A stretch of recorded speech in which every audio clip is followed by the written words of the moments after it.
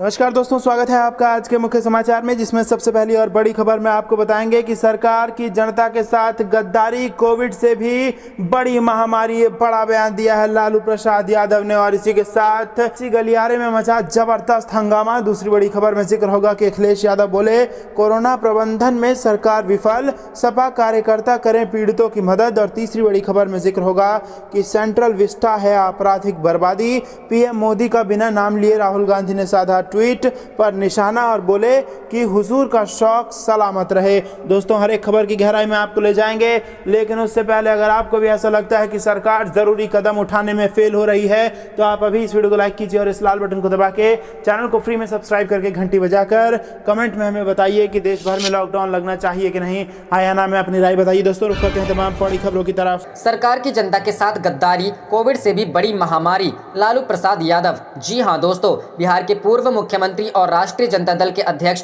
Lalu Prasad jail से बाहर आते ही राजनीति में पूरी तरह सक्रिय दिख रहे हैं। लालू प्रसाद रविवार को अपने विधायकों के साथ वर्चुअल बैठक भी करने वाले हैं। इस बीच उन्होंने मुख्यमंत्री नीतीश कुमार और भाजपा का नाम लिए बिना निशाना साधा है। उन्होंने सरकार की गद्दारी को कोरोना से ज्यादा खतरनाक बताया। पूर्व केंद्रीय मंत्री लालू प्रसाद ने शुक्रवार को अपने आधिकारिक ट्विटर हैंडल से ट्वीट कर लोगों को सतर्क करते हुए लिखा, सरकार की जनता के साथ गद्दारी कोविड से भी बड़ी महामारी है। माना जा रहा है कि इस ट्वीट के जरिए उन्होंने बिहार सरकार और केंद्र सरकार पर निशाना साधा है। इससे पहले भी लालू ने ट्वीट कर नीतीश कुमार को भाजपाई तक करार दे चुके हैं। उन्होंने ट्वीट कर लिखा, भाजपाई नीतीश के इस राज का कोई नामकरण नहीं करना। बिहार में ऑक्सीजन, वैक्सीन, इंजेक्शन, बेड की तो छोड़िए, साधारण बुखार का दवा तक नहीं मिल रहा। मुख्यमंत्री इस पर कोई जवाब भी नहीं देगा। बहरहाल लालू प्रसाद के जेल से बाहर आने के बाद बिहार की सियासत गर्म होने की पूरी संभावना व्यक्त की जा रही है। रुख करते हैं अगली खबर की तरफ। अखिलेश यादव बोले कोरोना प्रबंधन में सरकार विफल, सपा कार्यकर्ता करे पीड़ितों की मदद। जी हां दोस्तों, समाजवादी पार्टी के अध्यक्ष और उत्तर प्रदेश के पूर्व मुख्यमंत्री अखिलेश यादव ने शुक्रवार को भारतीय जनता पार्टी की सरकार पर कोरोना प्रबंधन और नियंत्रण में पूरी तरह विफल होने का आरोप लगाते हुए पार्टी कार्यकर्ताओं, पद अधिकारियों और नवनिर्वाचित पंचायत प्रतिनिधियों को निर्देश दिया कि वो खुद को सुरक्षित रखते हुए अपने गांव, आसपास की जनता की भरपूर सहायता का संकल्प लें और हर संभव मदद करें। अखिलेश ने शुक्रवार को बयान जारी कर कहा कि आज के हालात में कोरोना संक्रमण लगातार बढ़ता जा रहा है और अब शहरों, महानगरों के बाद ग्रामीण क्षेत्रों तक इसका विस्तार हो गया है। गाँव में तो स्वास्थ्य सेवाएं नहीं के बराबर है और वहाँ संक्रमितों की जाँच ही नहीं हो रही है, उपचार तो दूर की बात है। यादव ने कहा कि ये बात जग जाहिर हो गई है कि उत्तर प्रदेश में भाजपा सरकार के कुप्रबंधन और भ्रष्टाचार ने स्वास्थ्य सेवाओं को बर्बाद कर दिया है और दिन प्रतिदिन हालात बिगड़ते जा रहे हैं। अखिलेश ने दावा किया कि कोरोना से संक्रमित होने वालों की संख्या न कम हो रही है और न मौतों का सिलसिला थम रहा है। ऑक्सीजन की कमी से उखड़ती सांसों के दौर में भी भाजपा सरकार संवेदन शून्य बनी हुई है। उन्होंने कहा कि मुख्यमंत्री चाहे जो दावे करे, हकीकत में कोरोना के मरीज अस्पतालों के चक्कर लगा रहे हैं और एम्बुलेंस में या स्ट्रेचर में इलाज तथा ऑक्सीजन के अभाव में दम तोड़ रहे हैं। पूर्व मुख्यमंत्री ने कहा कि दवाएं, इंजेक्शन, सर्जिकल उपकरण बाजार से गायब हैं और इनकी कालाबाजारी को सरकार रोकने में अक्षम है। समाजवादी पार्टी ने अपनी सरकार के समय में जो स्वास्थ्य सेवाएं शुरू की थी उन्हें भाजपा सरकार ने आते ही बर्बाद कर दिया। रुख करते हैं अगली खबर की तरफ। सेंट्रल विस्टा है आपराधिक बर्बादी, पीएम मोदी का बिन नाम लिए राहुल का ट्वीट, लोग बोले हुजूर का शौक सलामत रहे। जी हां दोस्तों, कोरोना के बढ़ते संक्रमण के बावजूद प्रधानमंत्री मोदी की महत्वाकांक्षी परियोजना सेंट्रल विस्टा प्रोजेक्ट पर काम जारी है। कोरोना महामारी के बीच सेंट्रल विस्टा परियोजना का काम जारी रहने को लेकर राहुल गांधी समेत कई विपक्ष के नेता पहले ही सवाल उठा चुके हैं। कांग्रेस नेता राहुल गांधी ने एक बार फिर से सेंट्रल विस्टा प्रोजेक्ट को लेकर प्रधानमंत्री मोदी का बिना नाम लिए हुए उन पर निशाना साधा है। कांग्रेस नेता राहुल गांधी ने प्रधानमंत्री मोदी का बिना नाम लिए ट्वीट करते हुए लिखा कि सेंट्रल विस्टा एक आपराधिक बर्बादी है, इसलिए लोगों की जिंदगी को बचाने पर ध्यान दे, न कि एक नए घर को पाने के लिए अपने अंधे अहंकार को महत्व दें। राहुल गांधी के इस ट्वीट पर लोगों की तरह तरह की प्रतिक्रिया देखने को मिली।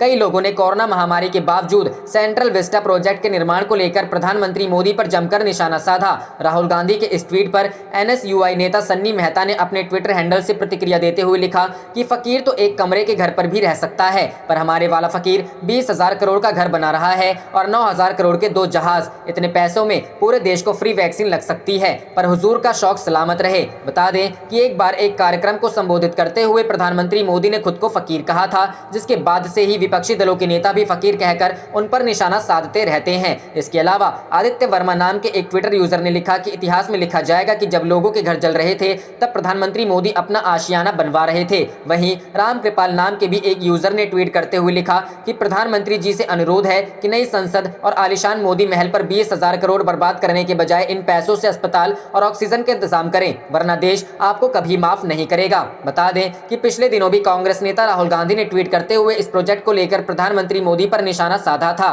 राहुल गांधी ने सेंट्रल विस्टा से जुड़ी एक खबर को ट्वीट करते हुए लिखा था कि कोविड संकट है, जांच नहीं, टीका नहीं, ऑक्सीजन नहीं, आईसीयू नहीं, प्राथमिकताएं। इसके अलावा इतिहासकार रामचंद्र गुहा ने भी ट्वीट करते हुए लिखा था कि अप्रैल 2020 में मैंने आग्रह किया था कि सेंट्रल विस्टा परियोजना को समाप्त कर दिया जाए और इसे आवंटित धनराशि को राज्यों को वितरित की जाए ताकि वे महामारी से लड़ सके। यह परियोजना कितनी अधिक क्रूर और मारक है। रुख करते हैं अगली खबर की तरफ। बिहार से एनडीए के 48 सांसद, 5 केंद्रीय मंत्री, फिर भी कोरोना से जंग में पिछड़ा राज्य। तेजस्वी यादव ने सरकार पर बोला हमला। जी हां दोस्तों, बिहार में कोरोना के आंकड़े लगातार बढ़ते जा रहे हैं। इस बीच विपक्ष नीतीश सरकार पर बार बार सवाल खड़े कर रहा है। नेता प्रतिपक्ष तेजस्वी यादव ने एनडीए सरकार को राज्य में वैक्सीन, ऑक्सीजन और बेड की कमी के लिए जमकर घेरा है। तेजस्वी ने कहा कि बिहार से एनडीए के 40 में से 39 लोकसभा सांसद, 9 राज्यसभा सांसद, 5 केंद्रीय मंत्री हैं। 16 सालों से एनडीए के सीएम नीतीश कुमार और 2 उप मुख्यमंत्री हैं।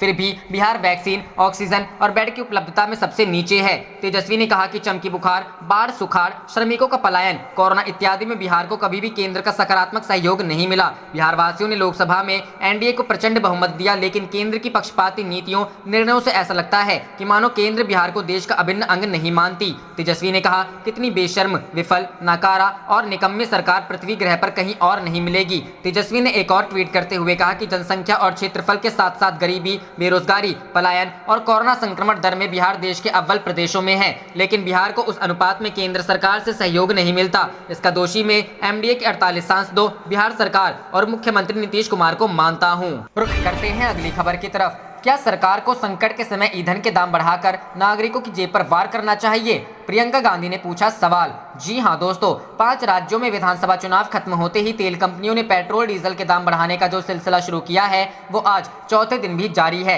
आज राजधानी दिल्ली में पेट्रोल जहां 28 पैसे प्रति लीटर महंगा हुआ तो वहीं डीजल के दाम 31 पैसे बढ़े हैं, जबकि गुरुवार को पेट्रोल के दाम 25 पैसे और डीजल के दाम 30 पैसे बढ़े थे। पेट्रोल और डीजल के बढ़ते दामों को लेकर कांग्रेस महासचिव व उत्तर प्रदेश प्रभारी प्रियंका गांधी ने केंद्र की बीजेपी सरकार पर निशाना साधा है। केंद्र सरकार पर निशाना साधते हुए प्रियंका गांधी ने एक सवाल भी पूछा है। पेट्रोल और डीजल के बढ़ते दामों को लेकर कांग्रेस महासचिव व उत्तर प्रदेश प्रभारी प्रियंका गांधी ने केंद्र की बीजेपी सरकार पर निशाना साधा है। सोशल मीडिया साइट फेसबुक पर प्रियंका गांधी ने केंद्र सरकार पर हमला करते हुए कहा, देश कोरोना के भयानक संकट से जूझ रहा है, लेकिन भाजपा सरकार को लूटने से फुर्सत कहां है। चुनाव खत्म होते ही पेट्रोल और डीजल के दाम बढ़ाकर लूट चालू हो गई। इस दौरान प्रियंका गांधी केंद्र सरकार से सवाल भी पूछा। गांधी ने पूछा, क्या सरकार को इस संकट के समय दाम बढ़ाकर नागरिकों की जेब पर वार करना चाहिए? राहुल गांधी ने भी कसा था तंज। इससे पहले गुरुवार को कांग्रेस नेता राहुल गांधी ने भी पेट्रोल डीजल के दाम को लेकर तंज कसा था।